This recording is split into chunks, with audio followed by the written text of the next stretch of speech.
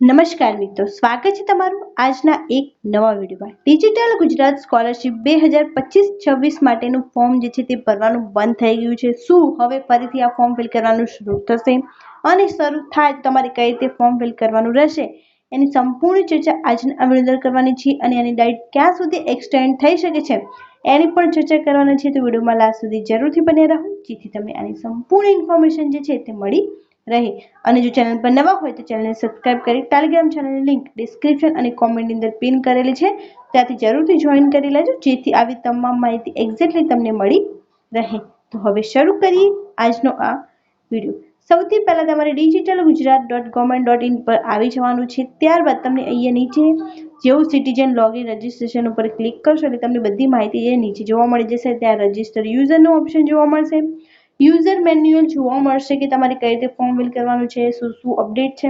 ત્યારબાદ અહીંયા latest update કરીને એક સેક્શન તમને જોવા મળી જશે જ્યાં સ્કોલરશિપ રિગાર્ડિંગ બધી જ ઇન્ફોર્મેશન જોવા મળશે। સ્કોલરશિપનું ફોર્મ લાસ્ટ 30/9/2025 સુધી SC/ST માટે ચાલુ હતું, રીઓપન કરી દેવામાં આવ્યું હતું।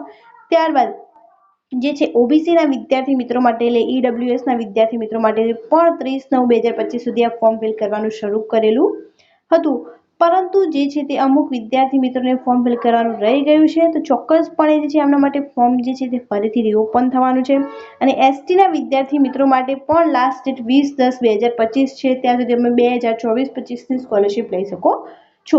હવે લાસ્ટ ડેટ ક્યાં સુધી રહેશે તો જે પ્રમાણે કોલ સેન્ટરમાં વાત કરી અને હેલ્પલાઇન નંબર ઉપર વાત કરી અને ઇન્ફોર્મેશન મળી છે એ પ્રમાણે છે 31/10/2025 સુધી જે છે તે ફરીથી તમારું ફોર્મ ફિલ કરવાનું એક્સટેન્ડ કરવામાં આવશે।